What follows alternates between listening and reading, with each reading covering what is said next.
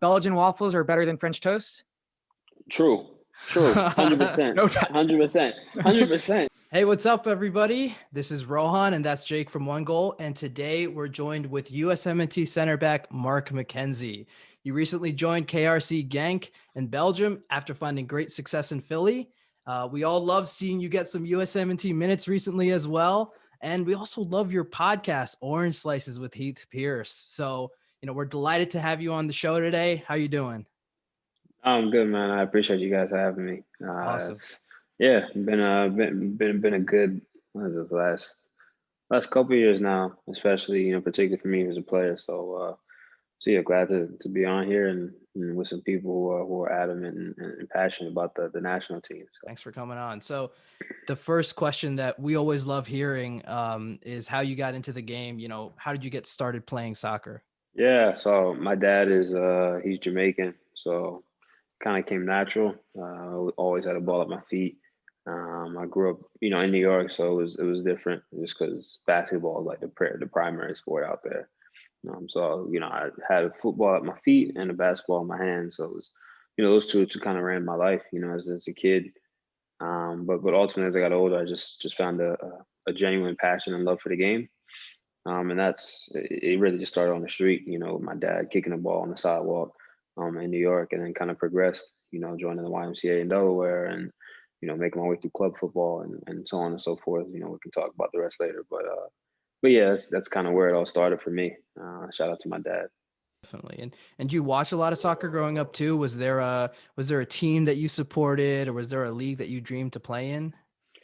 Yeah, my dad, he loved Serie A. He used to wake up in the mornings, and Nice. watch, the AC Milan back when they were in their prime days. Mhm. I used to watch Ronaldinho. That was like, when I was a kid, he used to be like the flashy guy. Like, oh wow, like you want to be like him because Mhm. again, he plays it. He plays the game so naturally, so fluidly, and so passionately. But he makes it look Mhm. like so much fun. He was always He's playing smiling. with the smile, Yeah, yeah. exactly. I think that's what really drew me into it. So, and then you look at the teams, and you look in the back, when you look at the defenders and Maldini, the Nestas, the Abates in the back, who are Abates he's a fullback, Yeah. but still, when you look at Gattuso, Clarence Seedorf, I can go down the list of the guys who played there, Mhm. but long story short, I was like I came up watching that, and I think that's where I drew in my initial uh, inspiration as a defender. When I made this switch over, right at the beginning of my time with the Unions Academy, pre-academy. I think that's where I was able to kind of hone in my defensive abilities and watching, remembering watching them play. So yeah, I think Serie A is initial, but now as I've gotten older, it's kind of adjusted. You look at how the game's modernized. And in my Totally. position, everyone on the pitch has to be able to play, right? And the attacks start at the back. So when you watch, you watch the German league, you watch the French league, you watch the Prem, you watch Spain. So I think any of the top five leagues I could go, you could go down and want to ultimately play in, right? It's just about the right fit for you as a player, and the right fit for the club as well. You got to make sure those both mesh together. So yeah, I think for me it'd probably be Germany, France. Those top five leagues Of course. yeah, Always watching them. Yeah, so you always. talk about those top 5 leagues, and now you've kind of taken the first step to getting into one of those with your move to Belgium. So you've been there for a couple of weeks now. You've gotten a couple games under your belt. How has life in Belgium been?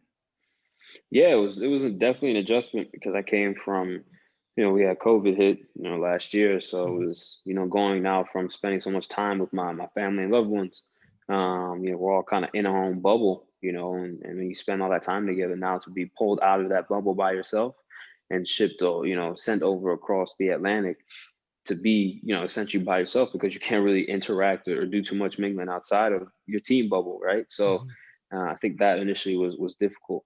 Just again becoming accustomed to the language, the culture, the environment. Where am I living? Now adjusting to the club, my teammates, the staff. So it's all these different aspects of life. I really had to adapt on the fly, and I do it by myself as well. Mhm. So I think that was probably the biggest adjustment for me. But on the pitch, football's football, right? There's, 11 guys against 11 guys, one round ball, three or four referees. So it's football, and it's purest. And once you step on the pitch, you just handle business. I go about my business, fighting, each day for my position, right? I came here to ultimately keep climbing the ranks of European football, to play at the highest levels. But I needed this step to get my feet wet in the European environment, to understand the intensity, the pressures that come along with playing in top clubs, and to also develop my skills and my abilities, to further extent. So yeah, it's been good, to be able to also have played, six matches now in my first, I think it was like my first month, at the club, to have that and play against, Bruges and some quality teams. It's a blessing. So I'm thankful to have the opportunities. Yeah. So you talk about earning your spot within the team. You went from Philly, where you guys play in a back four, and now Genk, you play in like a back three. Like, how is that adapt? Is that a tough transition, or has it been pretty seamless? I think it's always an adjustment when you change formation. Mhm. Even though you may talk about it on paper, actually putting yourself in the position, putting yourself against live opponents. It's one thing to do it in training when the other team knows, like, okay, they're playing in the back three. We're not going to press, or but when you're with live opponents from another team, they're going to be adjusting as well on the fly. They're going to be getting Mhm. commands from the sideline saying, "Hey, push up high," or "Hey, they're playing with the back three. We're going to press with the front three." All these different things going on. So I think when you're actually in it, you have to learn and adjust on the fly. So for me, to come in midway through the season, it was definitely an adjustment. It was definitely, I was watching film before I even got here, of understanding what the back three and the formation, how they play, the sliding, the shifting. So that way, when I got here, it's now a matter of putting that into action. And there's going to be mistakes, of course. There's going to be a learning curve that comes along with it, right? But being able to again have a foundation coming in, so that way, you're not kind of stumbling your way through it. You want to be able to kind of run, and you may trip every now and again, but you're still moving forward, right? So I think, yeah, it's something to definitely, I had to learn about coming in. Yeah, Okay, so that's you what. got to explain something to me. So when you Yeah, first yeah. went over there, I was like, I was checking, I was watching every game, and then like I see, like, I think the first game you were on the match day roster, Cuesta gets a red card, right? And then the next game he starts and he gets another red card. Like, how does that work? What happened? Well, you can get 2 red cards in Belgium? I don't know, man. I really don't know, to be honest with you. I have no idea. Yeah, it was unfortunate for him, 'cause he's a great footballer. He's a great guy as well. Just again, the little details, you can get punished for. Yeah. So yeah, again, I don't know the rules. I'm still learning along the way. These some of these regulations and whatnot, and the format of how does it work with red cards and yellow cards and all that stuff. It was a first for me. It was a first for me as a footballer, to see 2 red cards in a row now, and to still play. But Yeah, because yeah, I was watching the game, and then like I was texting my buddy. I was like, "Oh, like, sucks you got a red card, but I mean that's cool. Like, Mark's gonna yeah, start next game, right?" So we tune in next week, and it's like, "What?" yeah. No, I was a little confused too, because I'm used to a red card meaning suspension, or Mhm. so it was like, I was ready. Ultimately, look, you always got to be ready, right? My Yeah. my parents always preach, and I say this on anytime I get interviewed or told, or yeah, in front on a podcast or talk show, whatever it is. My dad always preaches preparation. Preparation. You pray for the preparation, but you don't pray for the opportunity, because if you're not prepared for the opportunity, you're Yeah. gonna fall short. You're gonna fall on your Mhm. face. So yeah, pray for preparation, and then the opportunity will come. But make sure that Yeah. when it does come, you don't give it back. So yeah, I live by those words, and I try and be a living testament of that. So. So, speaking of opportunities, you might have an interesting one coming up with all the competitive games for the USMNT this year. And it's interesting because it feels like John Brooks is probably like the one locked in center back position for, like, let's say the competitive roster for the first team of the USMNT. And I guess we're interested in, like, based on conversations that you've had with Greg Berhalter and your own self-analysis, like, what do you think you need to work on or improve to really solidify that spot next to Brooks for you? Yeah, for me, it definitely be one. Uh, Oh man. All right, hang on. Let me I No got a worries. list of things that I got to work on, but or that I want to work on. I think for me, one would be the killer pass. I'm a ball player. I love to be part of the play, be part of the attack. So playing killer passes, and what I mean by killer pass is a pass that goes against the grain of the pressure.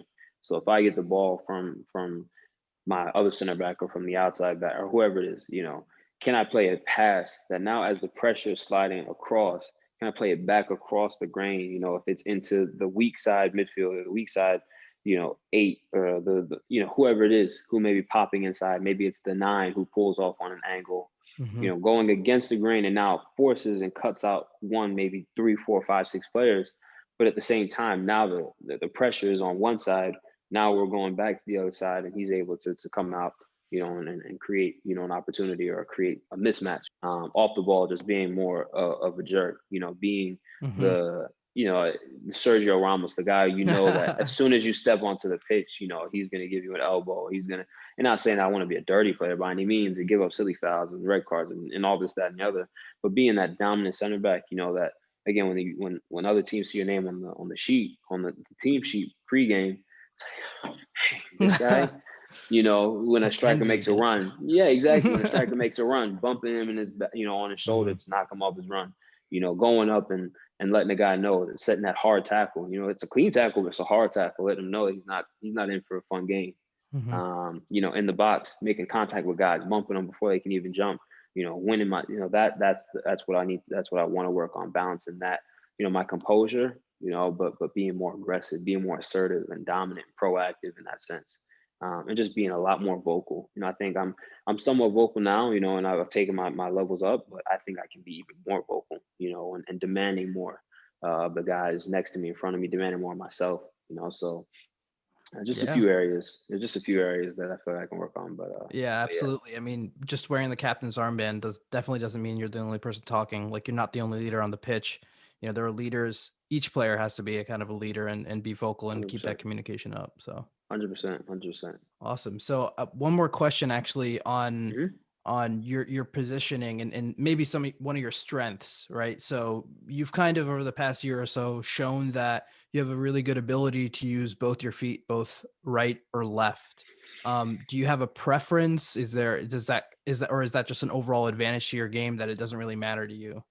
I think it's an advantage, 100%. I think having my dad always talked about it when I was a kid, and he'd have me kicking the ball with both feet out there for hours. Just like you have to shoot, you have to pass, you have to hit with your left foot, this, that, and the other. I'm like, but I look back, I thank him for it. So I think it's really, I really brought my left foot into the game. Playing on the left side last year, especially. So I think that's it's just an added asset. It's just an added weapon to have. To be able to play on both sides, understand how to how to play. On both sides of the ball from either side of central defense. It's something it's really important to have as a footballer. So I think we have a list of guys who can do it. And like we got my boy Chris Richards. It's my homie, but he does it as well. We see it, and I think that competition between us all, the ability to play with both feet and to play on either side, to understand what it's like, I think that's going to create this healthy, competitive, Mhm. but quality environment, to breed the next generation of players. So Definitely. And you're mentioning Chris Richards and some of, your other international teammates. What about international opponents? You have on Genk right now, you have your new teammate Artiega, who's a part of the Mexican national team. You guys ever talk about the prospects of facing off each other? No, we haven't spoken on that. We kept it pretty light. But but I can tell you is now that we're getting into the international break, it'll Oh, it's definitely coming up. create a little bit of that not that unhealthy tension, but that fun tension. That little sneak jabs in there. Very nice. Awesome. And kind of like going back also over your international experiences, I think a lot of fans, and I'm sure some of the U20 players that we talked to, the huge highlight of the performance in the U20 World Cup in Poland, and maybe you can kind of walk through that experience with us. What was it like to come off with that big win against France, and then for you as well, where you were again, identified as a leader of the squad, you know, the captain. What was that locker room like? What was those victories like? Yeah, no, first we had a great group of guys, that through our entire cycle. Yeah, we have, look, it's a testament to the players they are because look where they are playing now. Mm-hmm.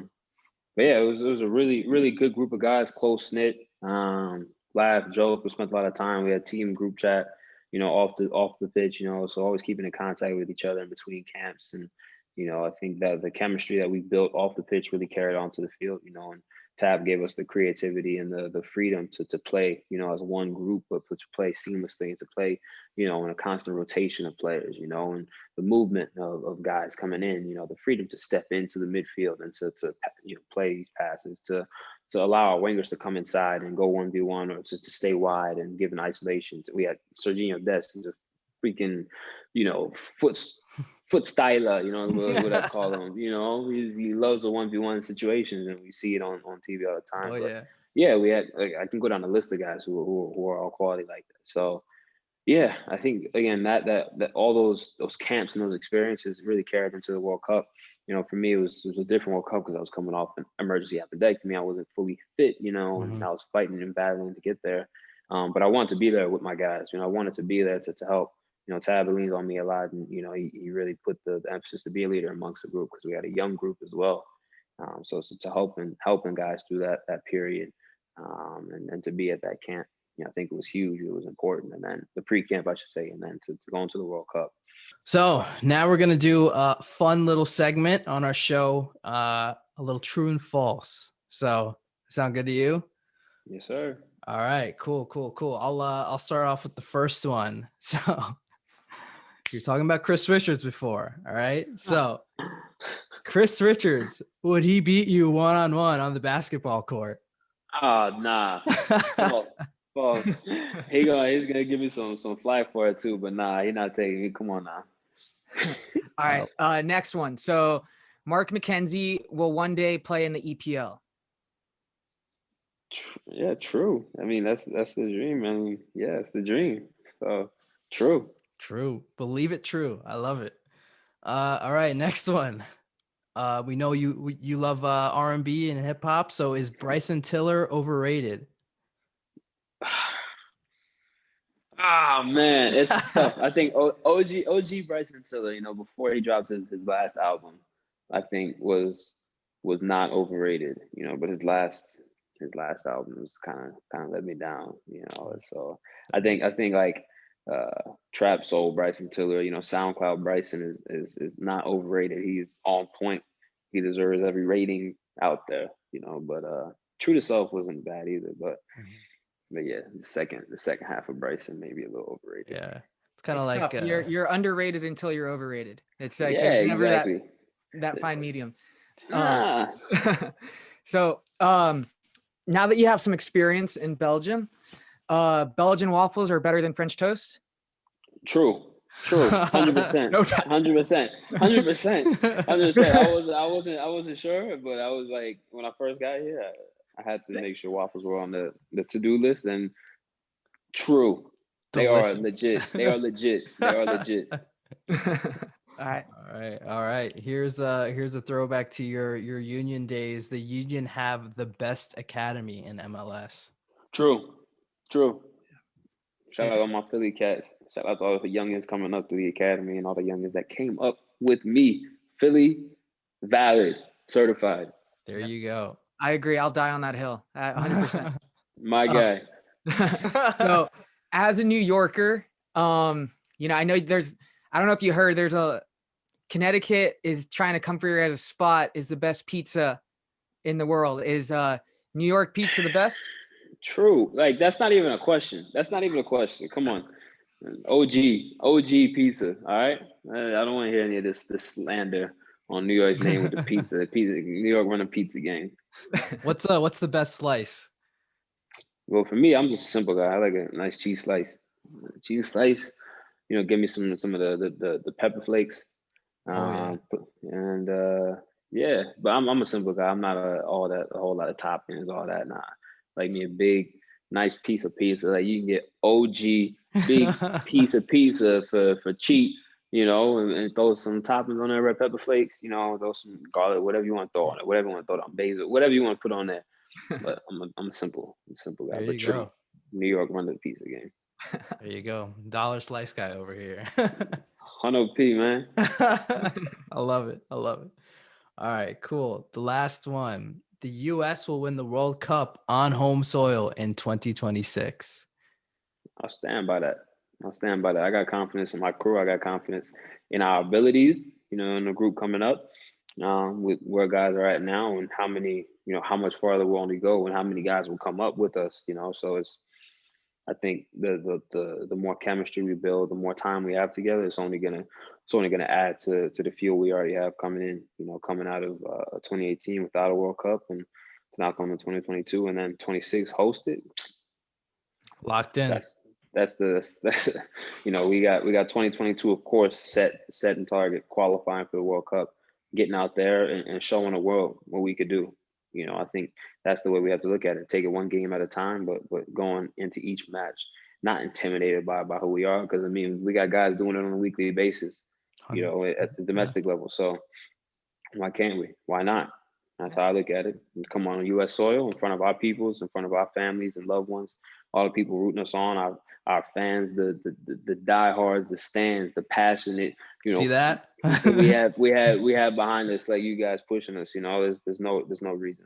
I have full faith in the group. So yeah, true. Sure. Well, we all believe it too. We were so pumped to see so much talent coming through, and it's super exciting to just be covering it and doing our best to be sharing how good American soccer is and turning heads and doing our part to also support you guys. So yeah, I think you guys have done a tremendous job. So you guys are pushing the envelope each time that you get the opportunity. So keep pushing. We're gonna make sure we do our part.